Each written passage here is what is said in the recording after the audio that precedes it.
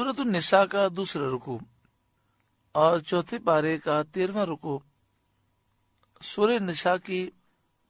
آیت نمبر 11۔ یوصیکم اللہ فی اولادکم، اللہ تمہیں حکم دیتا ہے تمہاری اولاد کے بارے میں، یعنی اللہ تبارک و تعالی تمہیں وراثت کی تقسیم کے متعلق حکم دیتا ہے۔ تمہاری اولاد کے بارے میں اگر میت نے بیٹے اور بیٹیاں دونوں چھوڑی ہوں، للذکر مثل حظ الانثیین، بیٹے کا حصہ 2 بیٹیوں کے برابر ہے۔ فَإِن كُنَّ نِسَاءً فَوْقَ اثْنَتَيْنِ، پھر اگر صرف بیٹیاں ہوں 2 سے اوپر، فَلَهُنَّ ثُلُثَا مَا تَرَكْ، تو ان کے لیے جائیداد کی 2/3 ہے۔ لیکن شرعی مسئلہ یہ ہے کہ جب کسی کا انتقال ہو جائے تو سب سے پہلے جو پہلا خرچہ ہے وہ ہے تجہیز و تکفین کا ہے، تدفین کا ہے، تو وہ میت کی جائیداد میں سے حصہ لیا جا سکتا ہے۔ یعنی جو خرچہ تجہیز میں، تکفین میں اور دفن وغیرہ میں آتا ہے وہ میت کی جائیداد میں سے اسے لیا جا سکتا ہے، اور اگر کوئی وارث اپنے پیسوں سے کرنا چاہے تو بہت بڑی سعادت کی بات ہے۔ اس کے بعد دوسرا نمبر ہے جو میت پہ قرض ہے وہ جائیداد میں سے ادا کیا جائے۔ قرض ادا کرنے کے بعد جو جائیداد بچ جائے اس میں سے میت کی جائز وصیت پر عمل کیا جائے،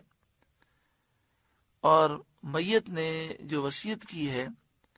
وہ اس کے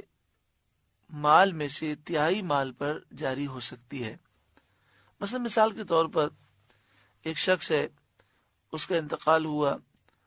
اور اس کے پاس 5 لاکھ روپے ہیں، 2 لاکھ روپے اس کے قرض میں نکل گئے، اب بچے 3 لاکھ روپے، اور اس نے وصیت کی تھی کہ 1 لاکھ روپے میرے مرنے کے بعد مسجد میں دے دیجیے گا۔ تو اب چونکہ 3 لاکھ بچے ہیں اور 1 لاکھ وہ 1/3 ہے تو ہم دے سکتے ہیں، تو 1 لاکھ روپے مسجد میں دے دیے، اب 2 لاکھ بچے تو وہ ورثاء میں تقسیم ہوں گے۔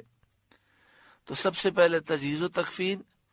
پھر اس کے بعد میت پر جو قرضہ ہے وہ ادا کیا جائے، اس کے بعد جو اس کی جائز وصیت ہے وہ اس کے بچ جانے والے مال کے 1/3 مال میں جاری ہوگی۔ اس کے بعد ورثاء میں جائیداد تقسیم ہوگی۔ اب ورثاء میں جائیداد تقسیم ہو رہی ہے اور حال یہ ہے کہ مرنے والے کا اور کوئی رشتہ دار یعنی ماں باپ بھی نہیں ہے اور اس کی زوجہ بھی نہیں ہے، صرف اس کی اولاد ہے، لڑکے بھی ہیں اور لڑکیاں بھی ہیں۔ تو جائیداد اس طرح تقسیم ہوگی کہ فرمایا ایک لڑکی کو جو حصہ ملے گا اس کا 2 لڑکے کو حصہ ملے گا۔ مثلا ایک لڑکا ہے اور 2 لڑکیاں ہیں، 2 بیٹیاں ہیں، تو جائیداد کو 4 حصوں میں تقسیم کریں گے، ایک حصہ بیٹی کو دے دیں گے اور 2 حصے ایک بیٹے کو دے دیں گے۔ یہ ایک مثال دی گئی ہے۔ اور اگر میت کی صرف بیٹیاں ہوں اور وہ بیٹیاں 2 ہوں یا 2 سے زائد، یہاں پر تو فوقس نتائن کے الفاظ ہیں 2 سے اوپر، لیکن اجماع اس پر ہے کہ 2 بیٹیاں ہوں یا 2 سے اوپر ہوں اور بیٹے نہ ہوں تو کل جائیداد میں سے 2/3 بیٹیوں میں تقسیم کر دی جائے گی۔ 2/3 کا مطلب یہ ہے کہ جائیداد کے 3 حصے کیے جائیں، 2 حصے بیٹیوں میں تقسیم ہو جائیں گے، یہ تقریباً 66.67% بنتی ہے جائیداد کی۔ وَإِن كَانَتْ وَاحِدَةً فَلَهَا النِّصْفُ، اور اگر ایک لڑکی ہو تو اس کا آدھا، یعنی اگر مرنے والے کی صرف ایک ہی بیٹی ہے تو اسے کل جائیداد کا نصف دے دیا جائے گا۔ اب یہاں پر ایک مسئلہ اچھی طرح سمجھ لیں کہ اگر مرنے والے کی بیوہ بھی ہے اور ماں باپ بھی ہیں لیکن اولاد میں صرف بیٹیاں ہیں تو اس کا اصول یاد رکھیں کہ بیٹی ایک ہے تو آدھی جائیداد اسے دی جائے گی،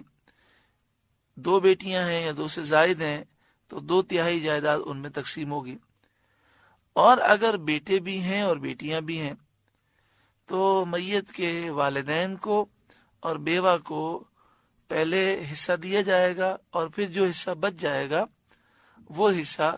بیٹے میں اور بیٹیوں میں اس طرح تقسیم ہوگا کہ بیٹی کو 1 حصہ اور بیٹے کو 2 حصے ملیں گے۔ میں یہاں پر یہ بھی وضاحت کر دوں کہ یہ جو مسائل بیان کیے جا رہے ہیں اس رکوع کو سمجھنے کے لیے ہیں۔ بہت سے مسائل ایسے ہیں جو آپ کی سمجھ میں نہیں آئیں گے، لیکن سننے کا فائدہ یہ حاصل ہوگا کہ اس سے یہ ذہن بن جائے گا کہ جب بھی کسی کا انتقال ہو تو کسی سنی صحیح العقیدہ مفتی سے رجوع کریں، دارالافتاء سے رجوع کریں، اور